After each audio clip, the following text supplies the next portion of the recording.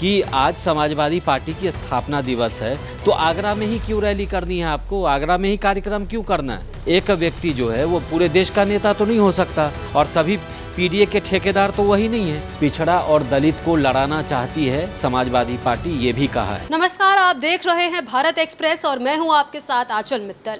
उत्तर प्रदेश में लगातार सियासत गरमाती जा रही है और आज जहां पर अखिलेश यादव आगरा जाने वाले थे वो वहां पर गए और वहां पर रामजी लाल सुमन से उन्होंने मुलाकात की, जिसके बाद अखिलेश यादव का एक अजीबोगरीब बयान सामने आया है। करनी सेना द्वारा जो भी धमकियां उन्हें दी जा रही थी, रामजी लाल सुमन को दी जा रही थी, उसके बाद उन्होंने यूपी में योगी के ऊपर जो है बड़ा इल्जाम लगाया है। यूपी के मुख्यमंत्री योगी आदित्यनाथ को उन्होंने कहा कि योगी करनी सेना चला रहे हैं, वो करनी सेना नहीं बल्कि योगी सेना है। तो ये एक बड़ा मामला बनता जा रहा है, जिसको लेकर हम बात करेंगे। इस वक्त मेरे सहयोगी हरिशंकर जी मेरे साथ मौजूद है, उनसे बात करते हैं। जी सर, मैं आपसे जानना चाहूँगी कि जो भी ये पूरा मामला सामने आया है और अखिलेश यादव द्वारा इतना बड़ा बयान दिया गया, ये किस तरीके से ठीक माना जा रहा है? देखिए, अखिलेश यादव जो आगरा गए हैं, वो रामजी लाल सुमन से तो वो लखनऊ में भी मुलाकात कर सकते थे। रामजी लाल सुमन उनकी पार्टी के सांसद हैं, बुला लेते, यहाँ लखनऊ में मिल लेते।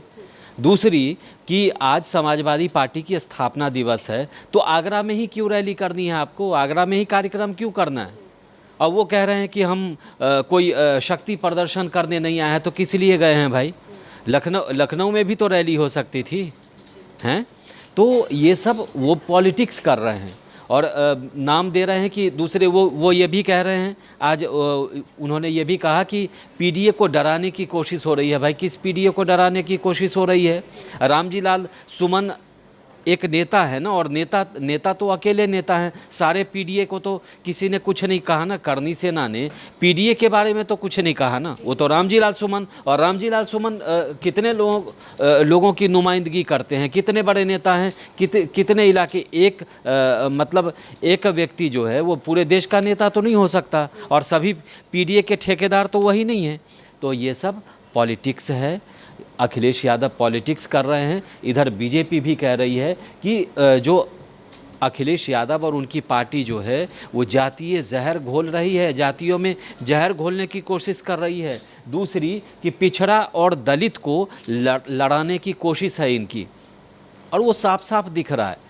क्योंकि आज जो मतलब ये जो नौबत यहाँ तक आई है, अगर माफ़ी मांग लिए होते, उसी समय बता देते कि राणा सांगा को जो हमने गद्दार कहा वो हमारी गलती थी, हमसे गलती हुई है, लेकिन नहीं हुआ, वो सपोर्ट करते रहे। तो कुल मिलाकर के उनकी जो मंशा थी, वो चाहे बीजेपी चाहे जो भी कहे, लेकिन क्लियर कट लग रहा है कि वो पॉलिटिक्स कर रहे हैं। वो राणा सांगा पर विवादित बयान दिलवा करके पीडीए पॉलिटिक्स कर रहे हैं, और आज भी वो वही कर रहे हैं। क्योंकि आज जो रैली हुई, आज जो कार्यक्रम हुआ, उसमें वो कह रहे हैं कि हम शक्ति प्रदर्शन करने नहीं आए हैं। तो भाई, इतने सारे जो सपा के कार्यकर्ता लाल टोपी पहने घूम रहे हैं, वो क्या करने आए हैं? यहाँ समाज सेवा करने तो आए नहीं हैं।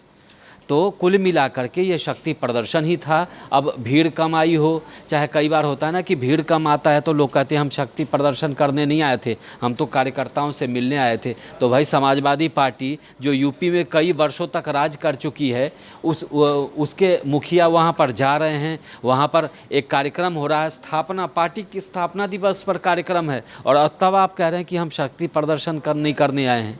तो ये सब कहने की बात है। रामजी लाल सुमन से मिलने तो गए हैं, लेकिन वो भी उसी बहाने एक पॉलिटिक्स भी है। उसी बहाने उन्होंने बोला, अगर पॉलिटिक्स नहीं करने आए थे और तो उनको इस मसले पर बोलना ही नहीं था। वो क्यों बोल रहे हैं लगातार कि पीडीए को सताया जा रहा है, डराया जा रहा है और ये किया जा रहा है? तो सब पॉलिटिक्स है। यहाँ से वो मुख्यमंत्री योगी पर भी निशाना साध रहे हैं, पीडीए पर भी निशाना साध रहे हैं कि ये पीडीए को डराने की कोशिश है। हालांकि बीजेपी एनकाउंटर कर रही है, लगातार उनकी बातों का जवाब दे रही है। केशव प्रसाद मौर्य जो हैं पार्टी में उप मुख्यमंत्री की हैसियत में और पार्टी में नंबर 2 के नेता कह सकते हैं, उन्होंने कहा है कि ये जातीय जहर घोलने की कोशिश हो रही है। समाजवादी पार्टी पर भी उन्होंने सवाल उठाया है। उन्होंने पिछड़ा और दलित को लड़ाना चाहती है समाजवादी पार्टी, ये भी कहा है। तो कुल मिलाकर के आप सीधे समझ समझिए कि ये पॉलिटिक्स हो रही है।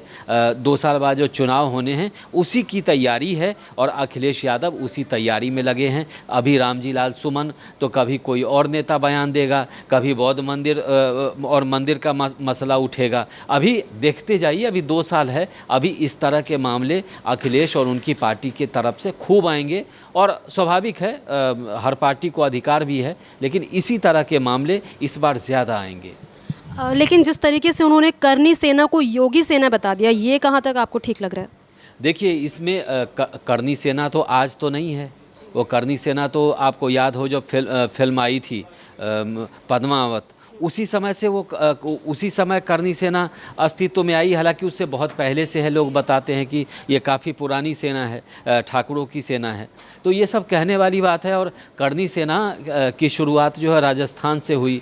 राजस्थान में योगी क्या करने गए, योगी का उससे क्या ताल्लुक़, ये सब आरोप लगाने की बात है। नेतागिरी में साफ साफ आरोप लगाया जाता है कि योगी का समर्थन था, इसीलिए कि सीएम को टारगेट करना है तो आप कहते हैं कि सीएम का समर्थन था। ये सब कहने वाली बात होती है आम तौर पे, क्योंकि जिन पर उन्होंने आरोप लगाया, राणा सांगा को गद्दार कहा, तो भाई उसके समर्थक प्रदर्शन करेंगे।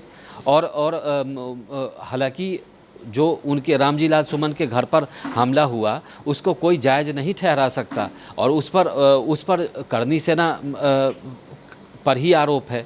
लेकिन कुल मिलाकर के ये है कि उससे घाटा जो है वो आम तौर पे वैसे लोगों को होता है जो इससे जुड़े नहीं होते हैं, लेकिन इस चक्कर में पड़ जाते हैं। तो कुल मिलाकर के समझिए कि ये पॉलिटिक्स हो रही है और अखिलेश पॉलिटिक्स ही कर रहे हैं अगले विधानसभा चुनाव के लिए।